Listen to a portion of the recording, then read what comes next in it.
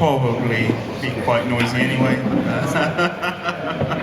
Looking at Ben. So, okay. So yeah. So welcome to the Destination Distilling panel with David Smith and friends. I think is how it was billed, but we will go around everybody just so they can give a little intro about what they do. The idea behind this is that with many more distilleries opening, the idea of having a distillery is just a place of production. We're sort of moving beyond that, and so we've got an example of some great guys who have examples of distilleries that do a little bit more than just the production. So I'll just pass the mic around just to let them give themselves a little introduction. So we'll start with you, Tom. Hi everybody, I'm Tom Warner and I'm David Smith's friend. I'm one half or co-founder of the Warner Edwards Distillery, which is based on my family farm in Northamptonshire. We are 1 year, 10 months and 2 days old today, so that gives you a perspective on how long we've been going. Yeah, I'm sure you'll hear more throughout the rest of the talk. Hi, my name's Alex. I founded the East London Liquor Company, just over in Bow Wharf in East London. And yeah, this is Tom, our head distiller. Hi, I'm Tom, the distiller. We've been distilling for 3 months only, so we're very new on the block. That's us. Hi, my name is Christian Jensen. I own a company called Jensen Gin, and for the last 2 years we've been building a local distillery just south of Tower Bridge called Robertson Distillery. We're finally up and running after all of the paperwork, and it's been quite a journey. Thank you. I'm Ben Capdeville with Captive Spirits Distilling in Seattle, Washington, where we make big gin. We've been open for about 3 years now, and I'm honored to be on the panel. It's always been a pleasure hanging out with David, so I'm looking forward to this. Cheers. Okay, so the idea is I've got some questions that I've thought about in advance. So we'll have a few of those, but also, I mean, it really is about getting questions from you guys as well. So we'll sort of split it in two. I think we will we'll start with just a very sort of a basic overview. As you know, why do more than production? Why have a distillery that's a destination? So I'll start with the person whose distillery I've visited first, which is Tom. So we'll start with you, Tom.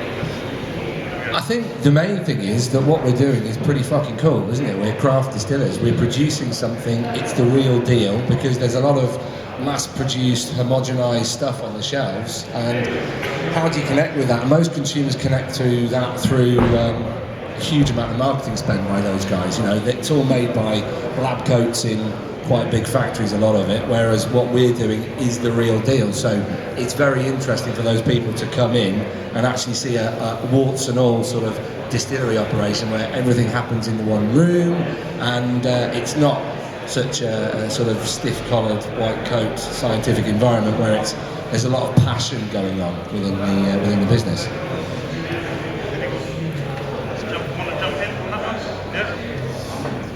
Yeah, totally agree. I think it's also, for us, it's about being transparent. You can come into the bar at the front, there's a big glass wall, you can see the stills, all our botanicals are on the bottle.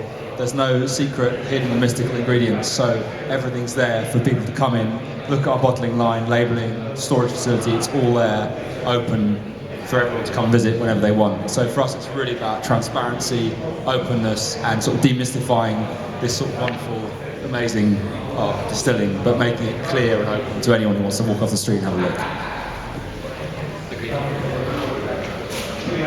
I have a distillery in the middle of a food market called Maltby Street down in southeast London, and the reason for picking an area like that was really to access people that are interested in quality food and quality drink, and to be able to interact with our customers much more than you do if you have just a closed production facility.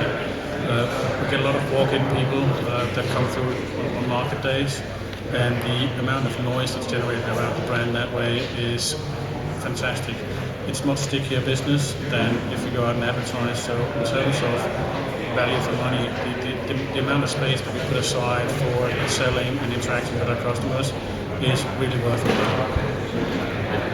I think one of the things I like about having people to our distillery is the opportunity to see it being produced and to actually stick their finger under the spout and taste still strength gin. It's just a real treat for people that they might not be able to have at a larger distillery. So it's very nice to be able to get people into the place, and they really buy into your brand when they're able to visit there and meet you and find out who are the people behind the product, because that's such an important part of it is who are these folks, what's their story, and when they get to hear it from the horse's mouth, at the stables, it can be very effective. So on a kind of follow-up question to that, for Ben and the rest of you, would you say that having that ability to interact helps with sort of brand loyalty and things like that? I mean, I think people are always going to probably buy a few different brands anyway, but do you find that that's part of it? Repeat business, I suppose, is what I'm trying to say. Yeah, absolutely. And then if they have a good time there, they're likely to send friends in from that might be visiting Seattle for the first time, or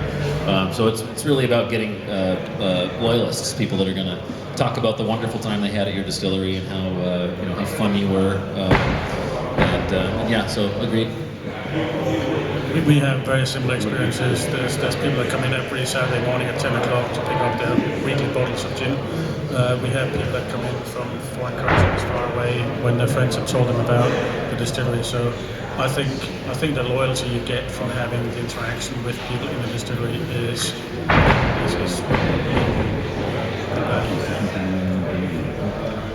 Yeah, totally agree. It's an emotional connection. So you're talking to the guys that are buying your product and drinking it, and they've met you, and they can say, "I just bought this off a good guy. He makes it on a farm in the middle of nowhere." The power of that just smashes any sort of advertising or advertorial work that you can do. It's third-party validation of your product, where you've got a brand of a bunch of brand ambassadors that lead your distillery, very impassioned about what you do, with a relatively in-depth knowledge of what you do as well. It's the same thing. Yeah. Yeah, agreed. It's good to get people in your distillery. And I'll come to you guys first on this one. So, okay, there's benefits, but you've also got to try and trying to make your product. And there are extra considerations to being open to the public. So it's kind of what's the flip side? What are some of the challenges of doing that? I'll pass it down. I've got one. Sometimes you have to stop what you're doing and give a tour. Yeah. And it might be a critical day when you're running the stills or something, and I have a tendency to want to tell them everything I know about big gin, and it can run on and on and on. That's something I need to work on personally, but it can disrupt your work day, so it might be good to have someone there who's as knowledgeable as the distiller or one of the founders who can talk about it, so you can also have continue on with your work. And we highly recommend family members for that sort of thing, because they work for free usually. I was going to touch on the same point, that having people kind of coming through the distillery at critical moments, or when maybe it's not quite as tidy as it is normally, can be a bit of a pain sometimes. But I think that there really are very few problems with that, and actually the benefits far outweigh the negatives of it. So, small problem. I think it also depends on the scale of your business and how well funded you are. If you're going to be like quite a large business with lots of employees in a very sort of densely populated area, then it makes a lot of sense to probably employ someone to fully man a tour at all times. We're on a working farm, so it's by prior appointment only, because we don't want herds of people coming in when there's like 450 kilo cattle running around, or tractors and all that sort of stuff. So it's prior appointment only where we are, and if people turn up off spec, we kind of turn them away. So you've got to think about how you're going to manage your business, and it's important to have the tours. We structure ours and we make it so that they're only allowed to come when we say they can come, which kind of probably limits us a little bit, but we're also in the middle of nowhere, so we're not going to get a constant flow like some of these guys, which are in more of an urban environment, so it's slightly different to us. So I think it depends on where you are. It's a great thing to do, but also staffing that can be a big problem. So I'm in a very densely populated area, and it's a very popular market. So we have something like 7 microbreweries in the vicinity as well. So we're Bermondsey Beer Mile, with a distillery thrown in for fun. So on the weekends we have people there that are basically taking care of sales, customers, talking about what they're doing. We also, during the week, do tours, but they're by appointment only, so it's very different ways of dealing with it.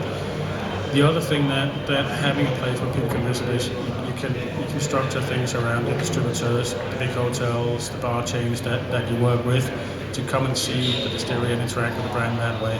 That's also very valuable. But there's a whole range of different things you can do.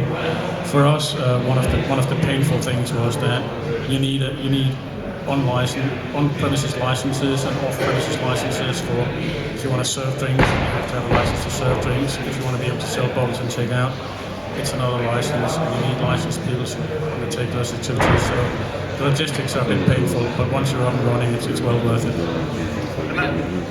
I can just touch something that we do at Captain Spirits. We go out and invite barmen and restaurant crew to come and check it out, right? So it's like a personal invitation.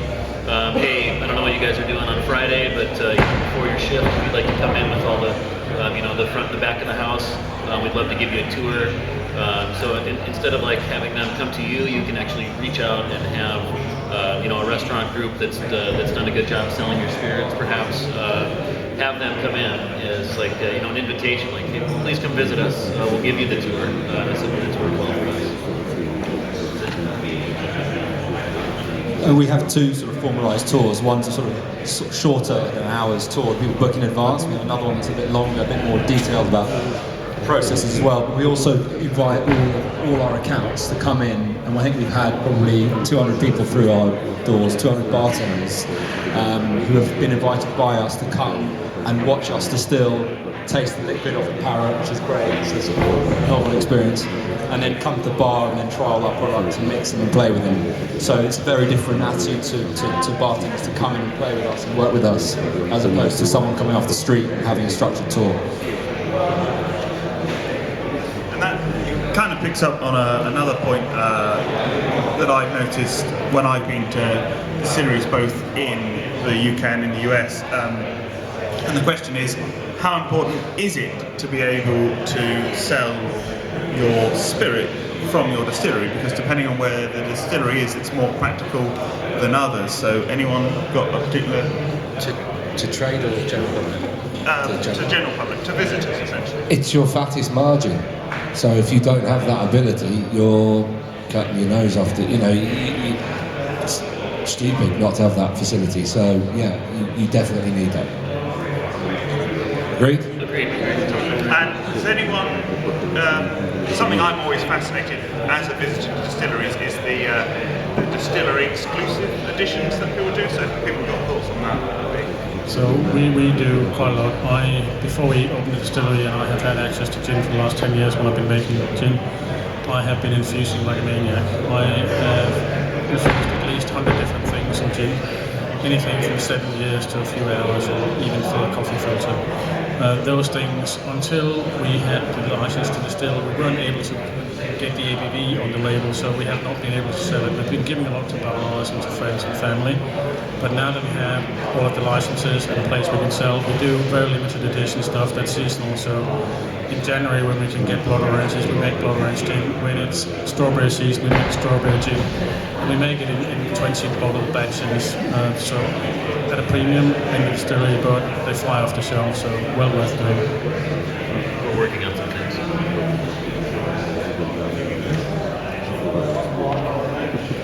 Yeah, I mean, I think again, there's various different places that do it. I know even like on the larger scales, places like Benedictine, they just do this single cast stuff. You can only buy it there. So if you're going all the way to Fécamp to go to the distillery, you kind of have this view of, if I want to buy this product, I've got to come back here to buy it. So I think there's just that little extra incentive from people to buy it when they're at the distillery, because it's buy it here or have to make the trip back. And depending on where they are, that's easier said than done.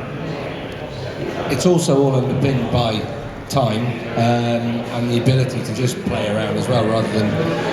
It's great to have, you've had 10 years to build up this array of stuff. For me, I've got 4 products. That's a lot for me to deal with at the moment, and I'm not even 2 years old, so yeah, you could do all of that, but also don't lose sight of the day job would be another on that. I think it's very easy to do it though, because if you're starting a distillery, you're the master of your own destiny. So the advantage you've got is tomorrow I'm going to make grass flavoured gin. You can do that. It might not sell very well, but you can do it if you want to. So you've got freedom of expression in everything you do.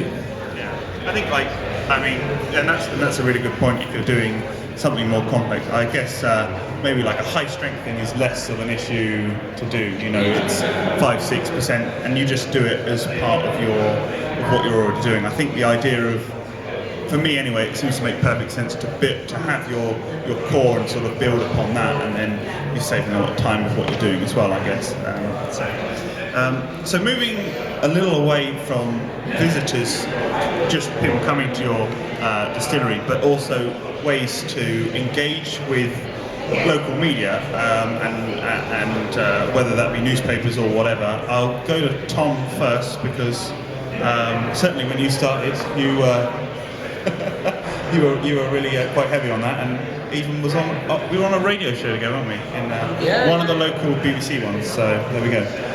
Yeah, Bernie Keith, his name is. I'm in there probably once a month, but it's great to engage with your local guys. And remember, it depends on where you are. So the lads that are in London, you're going to find it harder because there's a lot of noise going on. But depending on where you are in the country, you know, if a dog gets run over, that's probably a fast news day. So in certain areas you can get onto local radio, you can get into local press, you can do all that sort of stuff far easier, and it's great to sort of engage the local populace. Whether they actually listen to the radio or read the newspaper is another thing, because I'm still doing talks now and I have a room full of people locally that just go, I had no idea there was a distillery in Northamptonshire. So, you know, we've done national stuff, we've been on Country File, but still no one's got any idea about it, so there you go. We reach out to those media.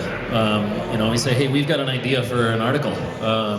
You know, check us out. I don't think there's any shame in you know, self-promotion and going out and saying, hey, we're doing this. You know, let them know, instead of waiting for them to come and get after you. You just say, hey, we've got this. Do you want to come and check it out? Or, you know, it might make an interesting article or a good radio show. So that's something.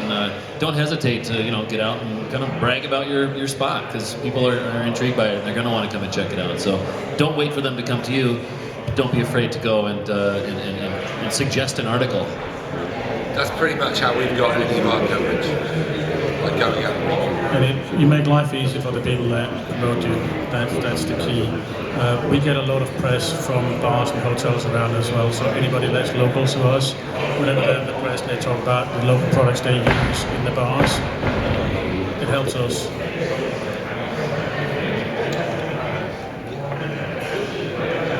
So we're in quite a sort of urban area, and we went round and knocked on the closest 100 doors to us when we opened and said, come and have a drink on us and see what we're doing.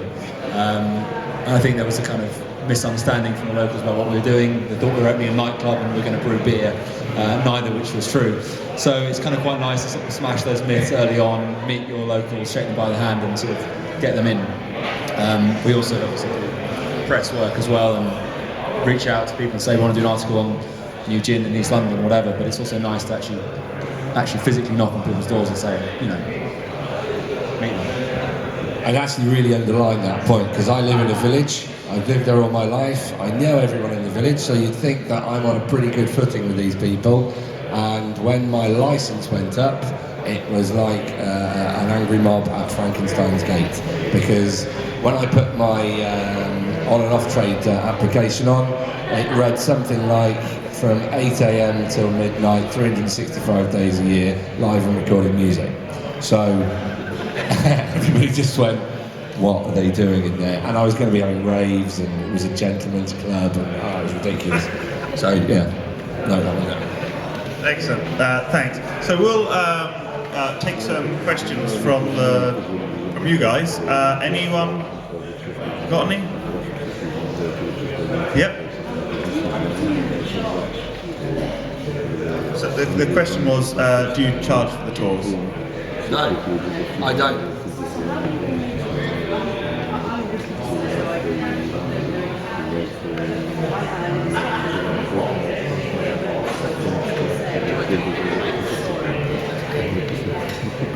we're setting up a whiskey distillery, and I'm in Scotland, and I'm in the tourism industry anyway. And one of the questions we hear the most is how guests say to us all the time, well, you've seen one distillery, you've seen more, meaning a whiskey distillery. So how do you guys make your tours different or encourage people to come if they're not paying or there's not a point of difference to your skills? In the beginning, before we had a bottling crew, co-workers that helped us put that juice in the bottle, because that's the most labor-intensive part of the whole process, for us anyways. We would actually, it's funny, but they were excited to come and help with that. So make it like maybe not only a tour, but you're actually going to be able to help make this product by, getting it in the bottle, wrapping the labels down, putting it in the box, polishing the bottles, putting it in the box. So it's actually like you're not only you maybe not be charging to have somebody come in, but you're going to get some free work out of them perhaps, which can be really nice. We don't charge for tours either. The value we get from the visitors is either that they buy product when they're there, or that they go out and become brand ambassadors. Yeah, we don't charge for tours. Echo the same things. So if get them involved, because that's exciting. How do you differ? Not everyone's been to a distillery, So I think in Scotland there's a higher density of, but it's still quite a rare thing to go and visit one. We have 7 breweries in the neighbourhood. The visitors come to all 7 often, and they stop in the distillery as well. So it's not they've seen one, they've seen all. They come for a tour, people come back, they want to see it again, they want to hear the story again, they want to take their friends and hear the same stories. Yeah, and 7 beers definitely helps making, drinking straight gin. It's their favorite gin they've ever had. Almost not for gin. Yeah. We do charge for our tours. We don't charge if people come off the street. Bartenders, of course, come and try our products and play with them. Of course, we don't charge them. But if people want a formalised hour and a half tour, they want to sample 8 to 10 different gins, not only our own. We try to make it a celebration of gin in general, of artisanal producing. So we try to cover the sort of the marketing costs and the liquid costs of that. How much is that? So the basic tour is £35. Is there a free bottle at the end? Any other questions from anyone? What do you guys think of third-party distillers like Thames, so launching a brand when you haven't got a still yourself? So a little more of a controversial question, which was, what do you think of the, third-party distillers, who aren't making themselves? They both want it. I've been making gin for 10 years, and for a long period of time I had it made at a third-party distiller, and they were very good and very helpful for me. I was not in the industry, I had no clue what I was doing to start with. It gave me an opportunity to get my brand going, gave me a way of getting my recipe and understanding the industry. And after a period of time, I then decided it was the time to build my own distillery, so it worked for me. Okay. The reasons for doing my own distillery, may I ask next.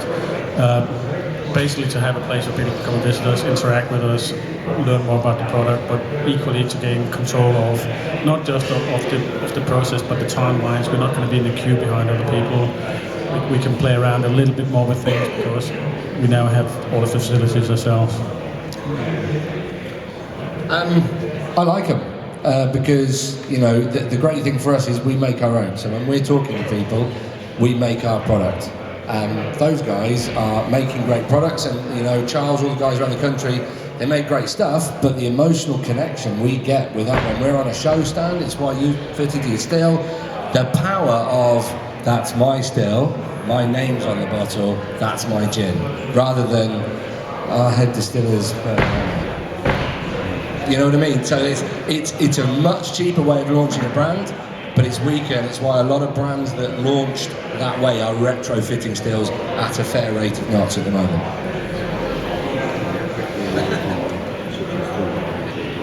Good. It's a lot less common in the US though, isn't it? It's the idea of a third-party distilling. It's just it's not something you commonly see. Is people actually buying spirit that's ready to go, that doesn't have anything to do with their own recipe or anything. They'll tell you, yeah, it's our 95% rye mash bill, 5% malted barley, it's our family secret. But the secret's out. Consumers find out quickly about the fact that you're, full of it. merchant bottling. And companies have become successful doing that. The ones that do it are the ones that are honest about it, that don't try and hide behind the fact that they're not making their stuff. So yeah, I think that's really important for all spirits, is just being pretty straightforward with what you're doing, because then you can hang your hat on it. You're just, this is what we're doing and that's it. And I don't think there's any really huge, there's no sort of brands that have won any great financial or critical acclaim by being a bit shady about what they're doing. Certainly not when they start off. So, and the consumer's just more aware of that now. People care more about where their food comes from, where their drinks come from. That's why, one of the reasons I think why craft distilling's as popular as it is, and the products are as popular as they are. So, another question? Yeah. Hi, my name is John. I'm talking from the Craft Gin Club, and we've spoken a lot about local stuff here, but I was wondering what you guys do for online channels to kind of spread your wares around a bit further. I mean, social media or for instance, selling online. What you do with your own marketing online and then sales channels online as well. we let bloggers, writers of all sorts do that for us by sending them samples. That's like, it saves so much time and energy. Go straight to the people that talk about gin, right? And samples can really help do that. So be liberal with that. Get it to everybody that writes about spirits, as opposed to like doing it on your own and let them do the work for you. That's an excellent point.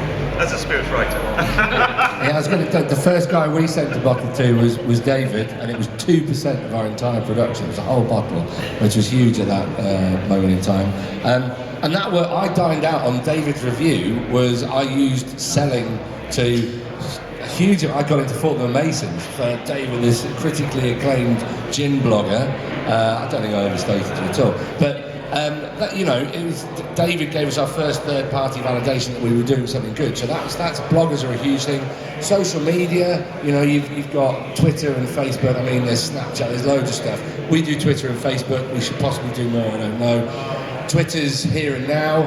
Facebook's more for the fans, and we're not as structured as we should be, because up until very recently we were a two-man team. There's only Warner and Edwards in the business, so there's only so much you can do. But they're very powerful tools, and internet, again, it's like being able to sell it direct to the margin on your internet sales. It's your most profitable line.